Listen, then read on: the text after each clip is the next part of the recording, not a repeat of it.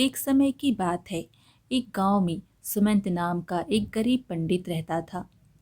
सुमंत का इस दुनिया में कोई नहीं था, इसलिए पेट भरने की उसे कोई विशेष चिंता नहीं थी। किसी भी घर से उसे मुट्ठी भर आटा या चावल मिल जाते, उसे बनाकर वह अपना गुजारा कर लेता था। पंडित सुमंत की जिंदगी इसी तरह से गुजर रही थी। एक दिन वह सोचने लगा कि धीरे धीरे मैं बुढ़ापे की ओर बढ़ रहा हूँ।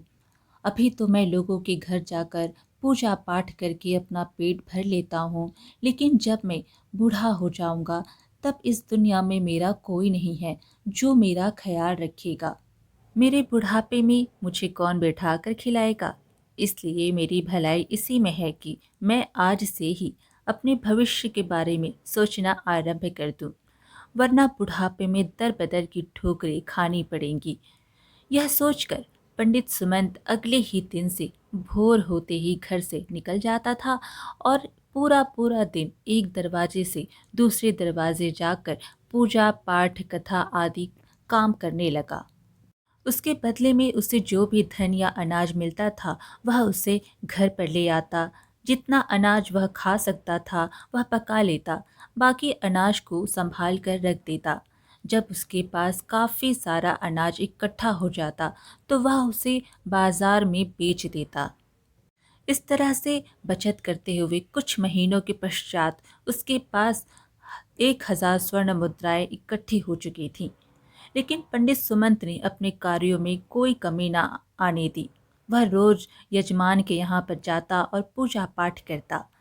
एक दिन की बात है, वह किसी यजमान की तलाश करता हुआ एक दूसरे गांव में चला जा रहा था कि तभी एक बुढ़िया की दृष्टि पंडित जी पर पड़ी। बुढ़िया सोचने लगी, अरे पंडित जी, क्यों ना मैं इनसे ही हवन करवा लूं। हो सकता है यह सस्ते में तैयार हो जाए। जैसे ही पंडित जी बुढ़िया के घर के सामने से गुजरे, बुढ़िया ने आवाज लगाकर कहा, पंडित जी महाराज, जरा एक क्षण के लिए मेरी भी सुनते जाइए। कहो माई, क्या कष्ट है तुम्हें? मेरे योग्य कोई कार्य है तो बताओ। पंडित जी, कुछ ही दिन पहले मेरी गाय मर गई थी। क्या आप उसकी आत्मा की शांति के लिए मेरे यहाँ पर पूजा पाठ और हवन करवा सकते हैं? हाँ हाँ, क्यों नहीं। गौ माता की आत्मा की शांति के लिए पूजा पाठ करवाना तो मेरे लिए सौभाग्य की बात होगी। बुढ़िया ने कहा, लेकिन मैं आपको दान दक्षिणा में धन ना दे सकूंगी। दान दक्षिणा की तुम चिंता ना करो माई, जो भी खुशी के साथ दे दोगी मैं स्वीकार कर लूंगा। तो ठीक है महाराज, आइए यह शुभ कार्य आज ही कर दीजिए तो अच्छा होगा। मैं अभी पूजा पाठ और हवन के लिए आवश्यक वस्तुओं का प्रबंध कर देती हूँ। यह कहकर बुढ़िया ने शीघ्र ही सारा प्रबंध कर दिया। सांझ तक जब सारा काम पूरा हो गया तब पंडित सुमंत ने अपना झोला संभाला और कहा, माई, गौ माता की आत्मा की शांति के लिए तुमने जो कुछ भी किया उससे ईश्वर और गाय माता दोनों ही तुमसे प्रसन्न होंगी और तुम्हारा भला करेंगी। अब मैं अपने घर को वापस चलता हूँ, इसलिए तुम्हें श्रद्धा पूर्वक जो भी दान दक्षिणा देनी है दे दो। अवश्य महाराज, कृपया करके बाहर चलिए। झोपड़ी के बाहर आकर बुढ़िया एक बछड़ी को अपने साथ ले आई और पंडित जी की ओर बढ़ाते हुए बोली, आप दक्षिणा में इस बछड़े को ले जाइए महाराज। जिस गाय माता की आत्मा की शांति के लिए आपने इतना कुछ किया है, यह उसी का बछड़ा है। इसके जन्म देने के साथ ही वह गाय मर गई थी। लेकिन मैं इस बछड़े का क्या करूँगा माई? पंडित जी, आप इसे पालिए, यह बड़ा हो एक दिन यह आपके अवश्य ही काम आएगा। इसके सिवाय आपको दक्षिणा में देने के लिए मेरे पास कुछ नहीं है और इसके खाने पीने का बोझ उठाना भी मेरे वश के बाहर की बात है। मैं बुढ़िया स्वयं अपना गुजारा नहीं कर सकती, अपना पेट नहीं भर सकती, तो इसका पेट कहाँ से भर पाऊंगी। पंडित जी, मुझ गरीब की अवस्था पर रहम कीजिए और कृपा करके दक्षिणा में इसे ग्रहण कर लीजिए। बुढ़िया की बात सुनकर पंडित जी सोच में पड़ गए। क्यों ना मैं इसे ग्रहण कर ही लूं। मैं अकेला ही रहता हूँ, यह बछड़ा साथ में रहेगा तो इसकी देखभाल करने में मेरा मन भी लगा रहेगा। यजमान से थोड़ा बहुत घास फूस इसके लिए भी मांग लिया करूँगा। वैसे भी मिली हुई चीज़ को हाथ से जाने नहीं देना चाहिए। बुढ़िया के पास इसके अलावा और कुछ भी नहीं।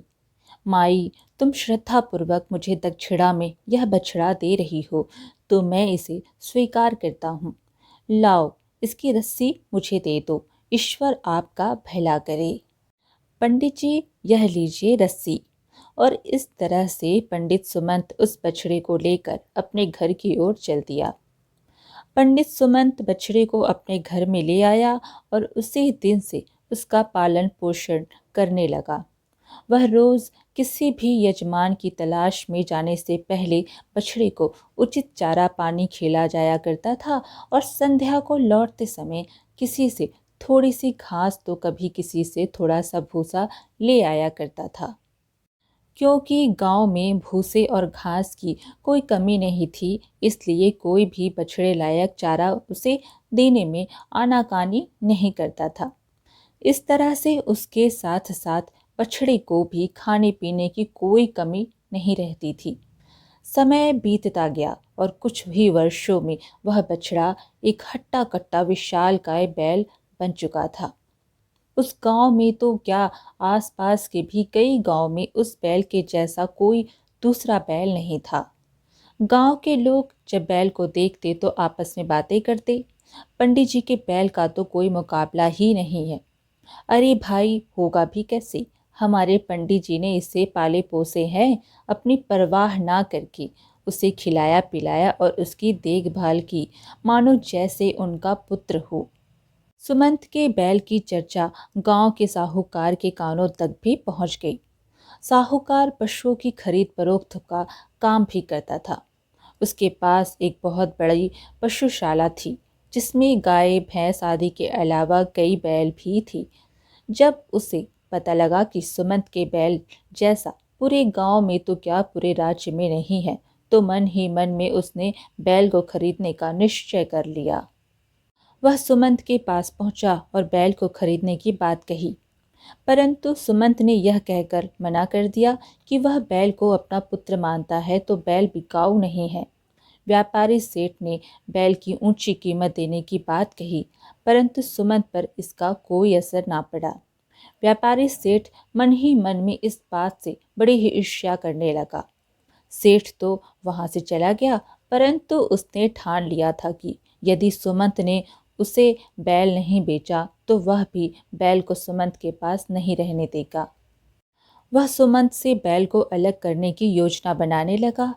इस तरह से वह व्यापारी एक दिन राज्य के राजा के दरबार में गया और राजा से कहा, महाराज, आपकी गौशाला और पशुशाला में एक से बढ़कर एक गाय और बैल होंगे, परंतु मेरे गांव में एक ब्राह्मण सुमंत के पास जो बैल है उसका तो कहना ही क्या। इस तरह से उसने राजा को वह बैल खरीदने के लिए प्रेरित किया। व्यापारी जानता था कि ब्राह्मण सुमंत राजा को मना नहीं कर सकेगा, अतः सेठ की बातों से प्रभावित होकर राजा ने सुमंत को दरबार में बुलाया और उसका बैल खरीदने की बात कही। परंतु सुमंत ने किसी भी कीमत पर बैल बेचने से मना कर दिया। फिर क्या था, राजा को इस बात पर क्रोध आ गया।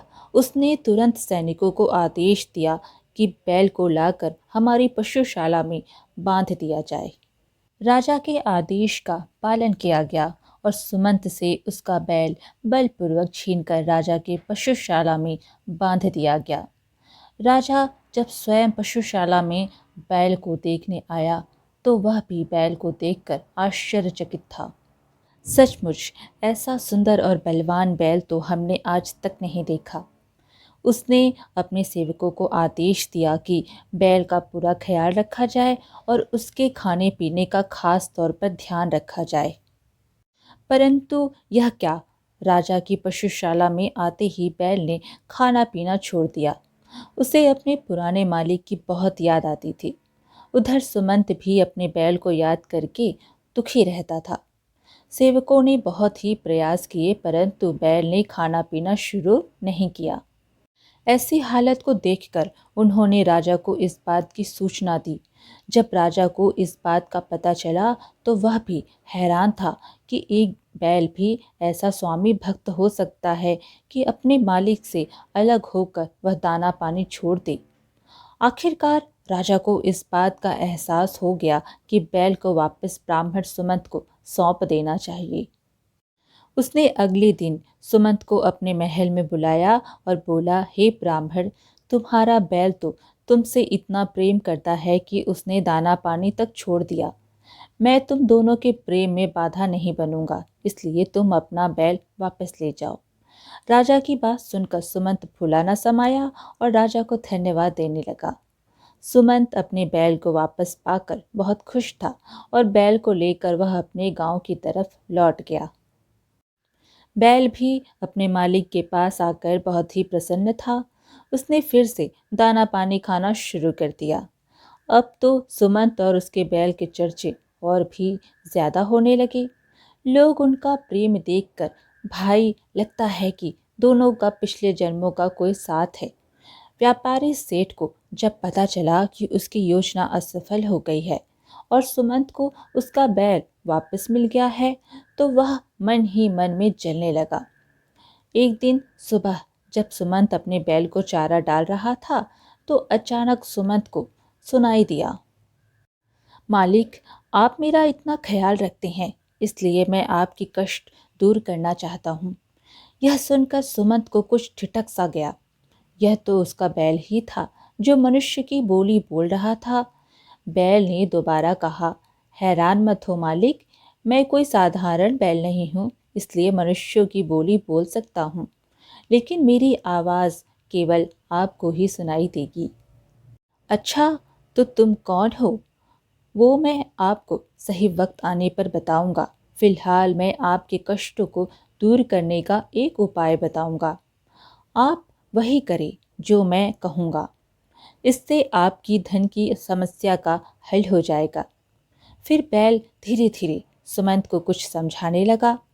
सब कुछ समझने के बाद सुमंत बोला, योजना तो तुम्हारी अच्छी है, परंतु कहीं ऐसा ना हो कि मैं इसमें खुद ही फंस जाऊं। आप विश्वास के मालिक हैं। मैंने कहा ना, मैं कोई साधारण बैल नहीं हूँ। ठीक है, मैं तुम्हारे कहे अनुसार ही काम करूँगा। अगले दिन सुमंत उस व्यापारी सेठ के पास पहुंचा और कहने लगा, सेठ जी, मेरा मन है कि मैं आपसे एक बैल खरीद लूं। फिर मेरे पास एक जोड़ी बैल हो जाए तो मैं कुछ खेती का काम भी कर लिया करूँगा। हाँ हाँ, ज़रूर भाई, मेरे पास एक से बढ़कर एक बैल है। वह तो ठीक है सेठ जी, परंतु मेरे बैल के मुकाबले का बैल आपके पास नहीं है। मेरा बैल तो इतना ताकतवर है कि अनाज की बोरियों से भरी हुई 5 बैलगाड़ियों को अकेले ही खींच लेता है। भाई सुमंत, माना तुम्हारा बैल ताकतवर है, परंतु जितना तुम कह रहे हो वह असंभव है। अकेला बैल 5 लदी हुई बैलगाड़ियों को खींचना तो दूर, हिला भी नहीं सकता। कितना घमंड है। सेठ, मेरी बातों पर विश्वास ना हो तो शर्त लगा लो। बोलो, है मंजूर? सेठ मन ही मन में सोचने लगा, यह ब्राह्मण तो आज खुद ही कंगाल होने के लिए आ गया है, जो एक असंभव से शर्त लगा रहा है। सेठ बोला, ठीक है, तो शर्त यह रही कि अगर तुम्हारे बैल ने यह कारनामा कर दिया तो मैं तुम्हें 15,000 स्वर्ण मुद्राएं दूंगा, और अगर वह नहीं कर पाया तो तुम्हें मुझे 12,000 स्वर्ण मुद्राएं और अपना बैल भी देना होगा। बोलो, मंजूर है? ठीक है, तो शर्त पक्की हुई। 2 दिन बाद पूरे गांव के सामने मेरा बैल यह कारनामा करके दिखाएगा। अगले 2 दिनों में पूरे गांव में यह बात फैल चुकी थी। ठीक 2 दिन बाद एक खुले मैदान में अनाज से भरी हुई बैलगाड़ियां बुलाई गईं। सभी बैलगाड़ियों को एक के पीछे एक जोड़ दिया गया और सुमंत के बैल को उनके आगे जोड़ दिया गया। लोगों की भीड़ यह कारनामा देखने के लिए बड़ी ही उत्सुक हो रही थी। सभी की आंखें बैल पर गड़ी हुई थी। बैल ने जोर लगाना शुरू किया, परंतु गाड़ियां तो अपनी जगह से टस से मस ना हुई। यह देखकर सेठ मन ही मन में बड़ा खुश हुआ। अभी कुछ ही क्षण बीते थे कि बैल ने एक बार फिर से पूरी ताकत लगाई। इस बार तो जैसे चमत्कार ही हो गया। बैल ने पांचों गाड़ियों को खींचा और एक कोस दूर तक खींचकर ले गया। यह देखकर लोगों ने दांतों तले उंगलियां दबा ली। सभी बैल की ताकत की वाहवाही करने लगे। सभी के सामने सेठ ने बड़े ही दुखी मन से 15,000 स्वर्ण मुद्राएं सुमंत को दे दी। स्वर्ण मुद्राओं की थैली लेकर सुमंत अपने घर आ गया, परंतु मन ही मन में सेठ को बड़ा ही क्रोध आ रहा था। उसी रात को सेठ अपने कुछ लठैतों को लेकर सुमंत के आंगन में आ धमका और वे लोग डंडों से बैल को पीटने लगे। शोर शराबा सुनकर सुमंत जब बाहर आया तो देखा कि सब के सब लठैत और सेठ जमीन पर जख्मी पड़े हुए थे। सुमंत समझ गया कि उसके बैल ने इनको अच्छा सबक सिखा दिया है और अपने सींगों से मार मार कर कचूमर निकाल दिया है। वे लोग गिरते पड़ते वहां से भाग खड़े हुए। सुमंत ने प्यार से अपने बैल के सिर पर हाथ फेरा और बोला, बेटा, आज तुम मुझे सच सच बताओ कि तुम कौन हो। बैल ने कहा, मालिक, मैं आज आपको सारी बात सच बताता हूँ। आप ध्यान से सुनिए। पिछले जन्म में मैं एक पंडित था और भगवान शिव का परम भक्त था, परंतु तब मुझसे एक ऐसा अपराध हो गया जिसकी वजह से मुझे इस जन्म में बैल का शरीर मिला। मैं पंडिताई करके अपना जीवन निर्वाह करता था। मुझे एक दिन एक गाय दान के रूप में मिली और गाय के साथ उसका बछड़ा भी। मैंने गाय को बड़े ही चाव से पाला और उसका दूध मेरे परिवार का पोषण करता था, परंतु मेरा रवैया उसके बछड़े के प्रति अच्छा नहीं था। मैं उसके बछड़े को गाय का दूध बहुत ही कम पीने देता था। मैं सारा दूध निकाल कर अपने बच्चों को पिला देता था। इसका परिणाम यह हुआ कि वह बछड़ा बहुत ही कमज़ोर हो गया और बीमार रहने लगा। एक दिन उस बेचारे बछड़े की मृत्यु हो गई। मैंने मरे हुए बछड़े को खेत में गाड़ दिया, परंतु बछड़े के मरते ही गाय ने भी उसके दुख में दाना पानी छोड़ दिया और कुछ ही दिनों में गाय की भी मृत्यु हो गई। इन दोनों निर्दोष जानवरों की मृत्यु का पाप खुद मेरे सिर पर चढ़ गया, जिसका परिणाम यह हुआ कि मुझे इस जन्म में एक बछड़े का रूप लेना पड़ा और आगे की कहानी तो आप जानते ही हैं।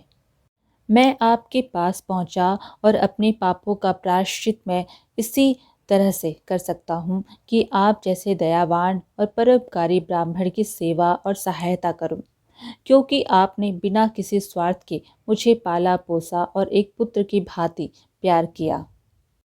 शायद वह महापाप करने से पहले मैंने कुछ पुण्य कर्म किए होंगे, जिसके कारण मैं अपने पिछले जन्म के बारे में जानता हूँ और मनुष्यों की बोली बोल सकता हूँ। और यह भगवान शिव जी की भक्ति का ही परिणाम है कि मैं इतना शक्तिशाली बन गया हूँ। इस जन्म में मैं आपकी सेवा करके पाप मुक्त हो जाऊंगा। सारी बात जानकर सुमंत की आंखों में आंसू आ गए। इस घटना के बाद व्यापारी सेठ ने भी दोबारा कभी सुमंत को परेशान करने की हिम्मत नहीं की। सुमंत और उसका प्यारा बैल पिता और पुत्र की भांति प्यार से जीवन बिताने लगे। आज की कहानी यहीं पर समाप्त हुई। फिर मिलेंगे एक और कहानी के साथ।